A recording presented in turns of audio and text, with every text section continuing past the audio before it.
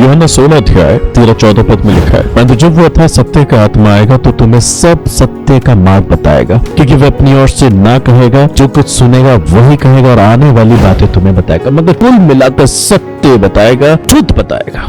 वे मेरी महिमा करेगा क्योंकि वे मेरी बातों में से लेकर तुम्हें बताएगा। प्रभु यीशु मसीह ने निकोदेमस के साथ एक मुलाकात की है और उसे नया जन्म बताया है। वहां पर नया जन्म के विषय में उसने कहा तुझे नए सिरे से जन्मना जरूरी है। सो उसने कहा कि नया जन्म का मतलब क्या, एक इंसान जो बूढ़ा हो गया अपनी माँ के गर्भ में दोबारा कैसे जाएगा। वहां पर भी प्रभु ने सत्य की आत्मा के द्वारा नए जन्म को प्राप्त करने की बात कही है कि जो आत्मा के द्वारा जन्म नहीं लेगा ना, वो नया जन्म कभी भी महसूस नहीं कर पाएगा। तो झूठ से तो नया जन्म आता नहीं। आप नॉलेज के द्वारा, कोई भी नॉलेज के द्वारा कह सकते हैं कि हाँ मैं इतना कुछ जान गया सो मेरा एक नया बर्थ हो गया। नो, क्योंकि लिखा है जो कोई मसीह में वो नई सृष्टि है। जो वास्तव में क्राइस्ट के सत्य से जुड़ गया है वो खुद के अंदर एक नई सृष्टि का अनुभव करता है। यानी कि पहले वो झूठ बोलता था, अब झूठ नहीं बोलूं। पहले मैं वास्तव में विचार करता था, मैं नहीं करूंगा। पहले खूब शराब पीता था, अब मैं नहीं करूंगा। पहले मैं अपने घर वालों को मारता पीटता था, अब नहीं करूंगा। यानी कि जो गलत था, असत्य था, पर यीशु मसीह की आत्मा से जुड़ने के बाद, यीशु मसीह जुड़ने के बाद जो असत्य था अब वो सत्य होगा। अब मैं मारपीट नहीं करूंगा, मैं गालियां नहीं दूंगा, मैं लूटूंगा नहीं, मैं धोखा नहीं दूंगा, मैं ईमानदार रहूंगा। यह सत्य की आत्मा का कार्य है। तो निकोदेमस को भी सत्य के द्वारा ही नया जन्म मिलेगा,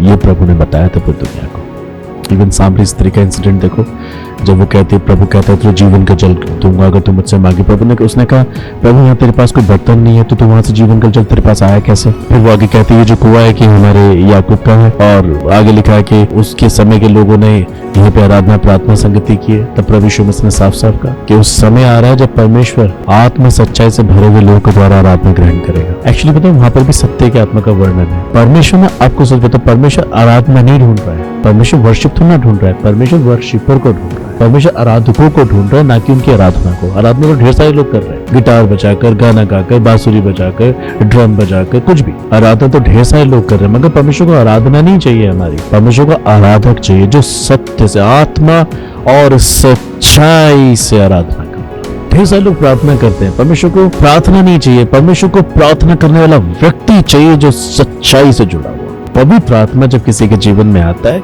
ये परिवर्तन लाता है। नई सृष्टि means run by the Holy Spirit. जो पवित्र आत्मा के द्वारा चलाए चलते हैं, बाइबल कहती है वही परमेश्वर के पुत्र और वही परमेश्वर की पुत्रियां हैं।